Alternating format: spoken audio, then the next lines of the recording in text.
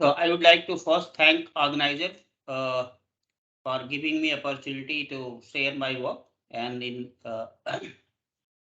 unfortunately, due to leg injury, I could not attend this meeting.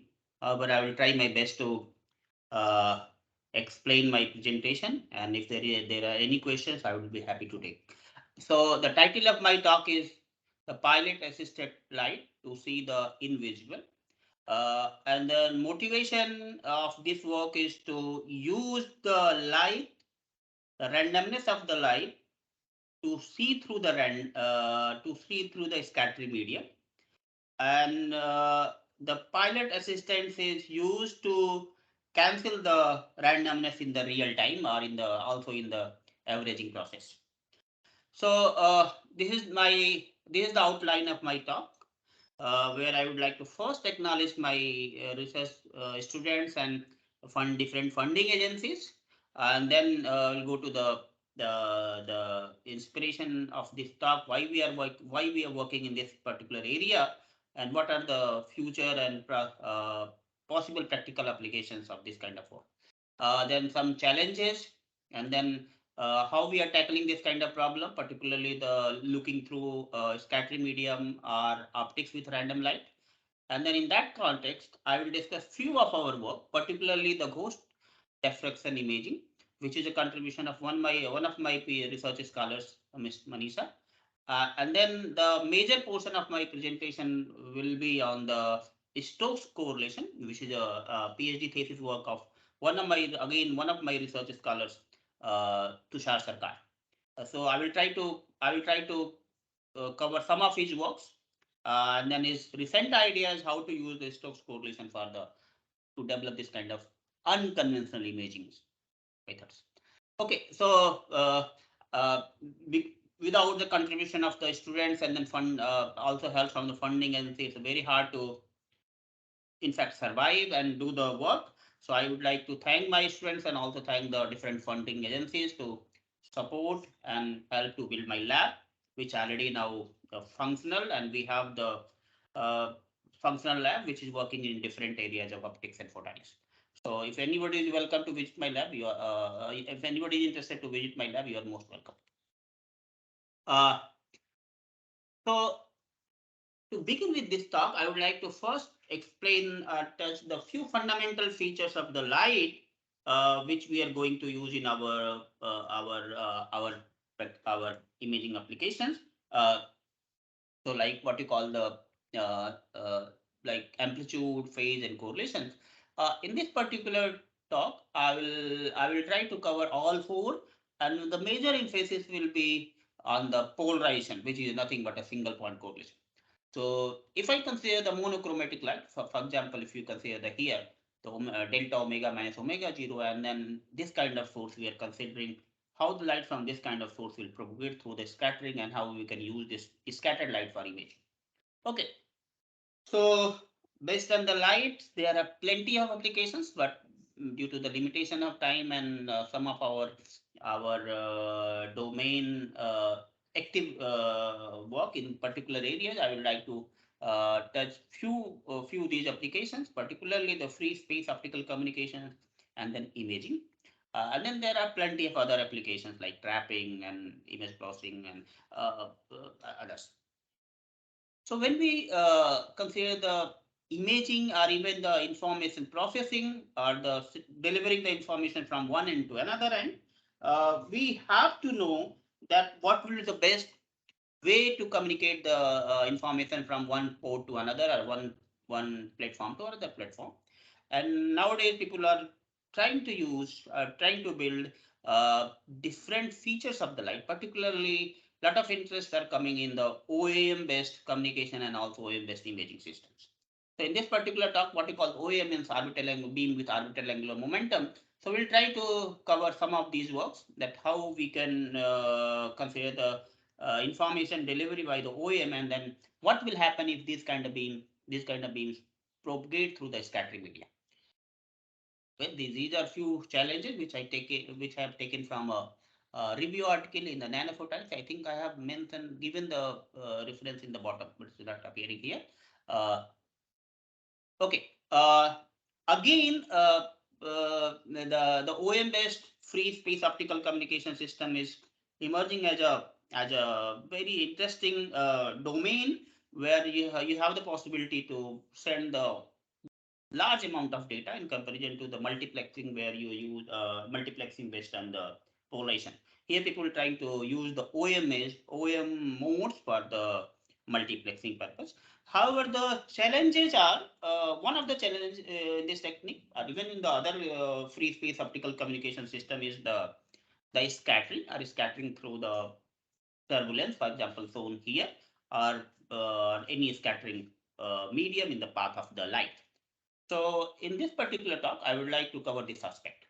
Apart from the communication, our group is also working on the what we call the non-line of sight imaging, and we have given several new ideas to tackle this kind of problem for the non-line of sight imaging. So we will also discuss few non-line of sight imaging or imaging through scattering medium issues. And one of the practical examples is shown here.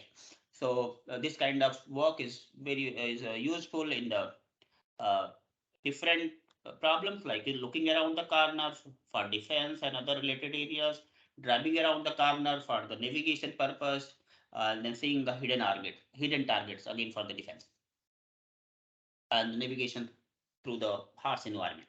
Now the question is, why do we get this scrambling in the light? So we can consider the light. For example, if I consider the light as a monochromatic, let us consider the monochromatic source, and then when we go to polychromatic, you can extend the similar idea for multiple wavelengths. Uh, so if I consider the coherent light when it goes through the scattering medium or the rough surface, the randomness will spoil the wavefront, and then the light coming from each and every point will interfere because they are random and they will create a random interference pattern, which we call the laser speckle in the case of coherent light. And the basic principle of the laser speckle is just briefly explained using the simple interference principle. Okay. So the issue of laser speckle and then the light scrambling is a very old problem, but yet highly practical, and it demands a lot of new ideas. But because this is it's not a simple problem; it is a complex problem having different degree of freedom and different demands. So you have to tackle the problems according to your interest and then what practical applications you are aiming for. So to one of the popular methods or known methods to tackle the scrambling is what you call the adaptive optics, where the idea is that you try to measure the randomness and then you cancel it by creating the conjugate wavefront. Then there are other methods like transmission matrix methods and then other real-time phase conjugation apart from the adaptive optics. There are other like based on the learning, etc. But in my talk, I would like to prefer and discuss mainly use of the randomness rather than throwing or rather than cancelling the randomness. Our group research, one of our research interests is to use the randomness and build the instrument or build the imaging system. And so for that purpose, here I'm showing here a few possible areas where we can use the randomness. For example, we can use the intensity correlation, second order intensity correlation, and then again second order polarization correlation to develop a different imaging system based on both holography and non-holographic methods. So I will, in this talk, I will briefly touch the intensity correlation. If anybody is interested to know about more about the intensity correlation, please visit my website. You will find a lot of information on our work, on particularly Henry Broadways. But in this talk, I will mainly concern major portion will come from the intensity Stokes correlation. Okay, what is the correlation or what are the fundamental features of the light which plays a very critical role in this kind of imaging applications. So when we consider the correlations, we broadly categorize the correlations into two major regions, the local and non-local. The local is usually the polarization intensity and flux, and the non-local you have the interference effect. So to define the correlation, if you're dealing with a polarized light, then we need to find the correlations of all correlation of the orthogonal correlation components. So, for example, if I consider the transversely polarized light propagating through the random scattering medium, then it can be dealt by the 2 cross 2 coherence polarization matrix. And one of the elements of the this coherence polarization matrix is shown here, where I and J are X and Y. So if you consider in a orthogonal basis, so you can use X and Y component. Uh, okay, so and then to get the correlation feature, we can do the ensemble averaging. In practical applications, either we replace the ensemble averaging by temporal averaging or the spatial averaging. In this particular talk, I will mainly concentrate on the replacing the ensemble average by the spatial averaging, because we are interested to see the target which is going through the static diffuser. If you Our group is also actively working in the problem where we have the dynamic diffuser, and there we replace the temporal we use the temporal averaging. So let us concentrate mainly right now. We will concentrate mainly on the spatial averaging.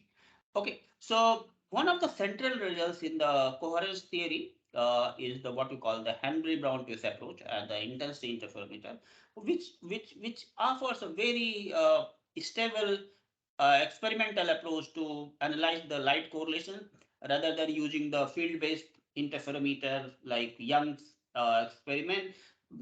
One can use the intensity interferometer to develop a new kind of imaging system. However, the problem in this kind of interferometer is that phase is lost. So we have given several ideas to how to recover the phase, and one of the two major ideas we will discuss here in this talk. For instance, this kind of hand-built approach or intensity correlation can be used in the technique called the ghost diffraction, which is possible, which can be implemented both by the quantum source or the classical source. Uh, so the basic principle or the idea is in the case of the ghost diffraction, the correlation between the two light field, random light field, is used to recover the information as shown here. And this idea has been implemented in both spatial and temporal domain. Uh, I'm concentrating mainly on this spatial. So as I mentioned earlier, that in this kind of intensity correlation, there is a phase problem. So in one of the works, this author, they have demonstrated how to overcome the phase recovery problem in the ghost diffraction, and for that purpose, they have used this kind of interferometer, basically the field-based interferometer. As I mentioned earlier, is not stable, and also if you want to do the imaging for the two-dimension object, then you have to scan it. Uh, Recently, we have proposed and demonstrated another technique, what we call the ghost diffraction holography. And for that purpose, we combine the intensity correlation with holography and then recover the complex field. So see here, this is the conventional ghost diffraction and a Henry-Brown twist approach, and then ghost diffraction, you take two arms and then correlate. But in our case, what we did, rather than directly detecting this D1 and D2 correlation, first we allowed another reference beam, a random reference beam, to come and then correlate. And this technique we have applied for both imaging and then microscopic imaging and other related areas. So this one is the third reference beam, the beam which I shown earlier, and this is used to overcome the phase loss problem in the ghost diffraction. And these are few results. Okay, very recently our group has also demonstrated, this is a work by Manisha, by one of my PhD students. She has demonstrated how to recover the phase in the ghost diffraction using the iterations. So like you do the correlation of these two ports, one from here, and then again you stop this, make it as a SLM off, and then you record the speckle or random field without object and then correlate it. And once you're doing the correlation of the on object and off object, you can recover its a correlation function, and then applying the iteration, you can get the complex. And this is the object we selected, and then see the simulation and experimental results. Okay, now I'm after just quickly covering the few of our works on the intensity correlations and ghost imaging. Now I'm moving to the our recent contribution in the what we call the Stokes correlation, and we have given this idea that how we can use the Stokes correlation for the imaging. So this is the work of one of my students, Mr. Tushar Sarkar, and I'm going to present his work here. So some of his contributions in my lab at the ITBH. So here, uh, before beginning, if we were going to describe about this higher order Stokes correlation, let me explain how do we measure the correlation, because Stokes parameter is nothing but it is an experimental method to measure the polarization state of the light. So we measure the polarization by Stokes parameters method, and then this is the well-known technique to measure the polarization state. And so you can use the four measurements and get all the four Stokes parameters. However, this kind of Stokes parameter is a real quantity and does not give the information of the correlation or 2-point correlation between the 2-point correlations of the random field. So in order to analyze the what we call the random light field, which is having some kind of polarization diversity, we need to have the correlations of the Stokes parameter between 2 points. Uh, and we have demonstrated that how we can use this kind of correlation. Uh, and you see here, this is our work which we reported in 2014 with on the polarization length, and we correlated. The idea was to find the similarity between the 2 points, polarization state between 2 points A and B, and we can extend this for the other remaining points. Similarly for other points. So, but this work aim is more on the polarization characterization and then polarization length. But what Tushar has done, okay, apart from the polarization length, there are other this kind of work, because light now you in plenty of applications you have the polarization diversity. So to characterize this kind of light, lot of new ideas and techniques have been developed, and some of these ideas are presented here. And uh, we can find the major contribution of the research group led by late Professor Emil Wolf and his group. Uh, Okay, so let me go to again move to the issue of the using the Stokes correlation, higher order Stokes correlation for imaging through the scattering medium. So in one of our works, Tushar has demonstrated that we can use the pilot assisted condition. For example, suppose one of the modes of the light or any information of the light is encoded in one of the orthogonal polarization components, and other polarization component is the light is kept intact without any encoding. And this light, loaded with information and not other polarization component without information, goes through the scattering media, and we record the Stokes parameters. Once we record the Stokes parameters, uh, we can correlate it, these Stokes parameters. So once if you, because of Stokes, there are four Stokes correlation Stokes parameters. So if you correlate, there will be four cross four matrix, and using the different combinations. For example, here we have used this particular combination. So using this particular combination, we can find out the experimental new ideas. So you see here. This experimental setup where he has loaded the information by the Pluto, where only X component will be loaded, Y component will remain intact. And then this light goes through the scattering medium, ground glass, and then we measure the Stokes parameters. So you can see here how it works. So we record this speckle and then we start correlating it. So this is the method to correlate. And once we correlate the speckle pattern, uh,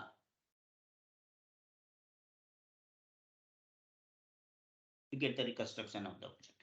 Uh, so we and these are a comparison of the simulation and experimental results. This work was reported in PI. Uh, so in order to further verify the quality of the OA mode of orbital angular momentum mode reconstruction, what we call the projection method. So we have orthogonal projection method. So we have projected our complex field over the orthogonal mode, and this is the, you can say, the strength of the mode. So this is the simulation result. So it's confirming that whatever in simulation and experiment, whatever the modes we are getting, given through the scattering medium, exactly we are able to recover, and you can see the strength of different modes. Okay, in another work, we have used a technique called the digital phase shifting with a Stokes correlation. In this case, we used only these two Stokes correlation. Earlier we used four, but here we are using only two. And then we give the four phase shifting in this one of the orthogonal correlation components by the SLM, and using this four phase shift formula, we can reconstruct the object. So you see, we loaded the give the four object as well as the phase shifted by the single SLM, and then we measure the Stokes parameters, and for four phase shifted we get the result. You can see here is the four phase shifted data and then correlation, and then we get the reconstruction. This work was reported in optics later in I think 2021, and this is the mode decomposition. Again, we are getting the very good quality mode reconstruction. Another case, because as I mentioned earlier in the FSO, the free space optical communication system, people use the combinations of the mode. So our group, we are also trying to encode the information. So at the initial stage, we are just trying to read the modes which we are sending through the scattering medium. So here we use the fractional vortex beam, which is nothing but a combination of several modes. For example, here L minus 0.5 is a combination of two modes. So we tested this our technique for a combination of modes, and then you see here uh, we are able to reconstruct the. So again, by SLM we encoded the information of the combination of modes, mixture of modes in the light, and then that light is scattered through the by the ground glass. And once we measure the Stokes correlations, we get the random pattern in the Stokes parameters, and then correlate it. We get the reconstruction of the uh, encoded light, which is composition of several modes. And you can see here, we are here getting the combination of modes. Major contribution is coming from -1 and 0. Here is coming from 0 and 1. Here is coming from and 1 and 2. Means these are combination of topological charts or OAM modes encoded involved in making this kind of object. Very recently, in another work, we have demonstrated how we can use the random polarization of the light to build a holography with a Stokes correlation. And in this work, uh, we have used the depolarized nature of the light rather than, because in majority of the experiment, people try to avoid the depolarization. But here we use the depolarization to build a new imaging holographic methods uh, for the recovery of the complex valued object, recovery of the phase, and by using only the two Stokes correlation terms C22 and C32, we got this complex field. And once we have this complex field, we can get the reconstruction of the phase. And you can see this experimental demonstration. So what we did, we loaded the object in one of the orthogonal component X. This is unpolarized light, and there is a Y, and then both this light they mixed here. So finally, the light is depolarized because the source is depolarized, and it's a randomly polarized light source. And then once we measure the correlation of this unpolarized light, using this correlation, we can get the, and only two Stokes parameter S2 and S3, we can get the reconstruction of the object. So we get the Stokes parameter, and then once we correlate it, we get the result. So you can see here this simulated result and this experimental results. So with this, I would like to conclude my talk, that we have discussed the different imaging systems and uh, different uh, different holography, and then how we can use the what we call the pilot assisted approach, that simultaneously allowing collinearly allowing both orthogonal correlation component to propagate through the scattering medium, and still yet we are able to recover the object. With this, I would like to thank again the organizer and thank audience listen. If you have any question, any doubt, please let me know. Thank you.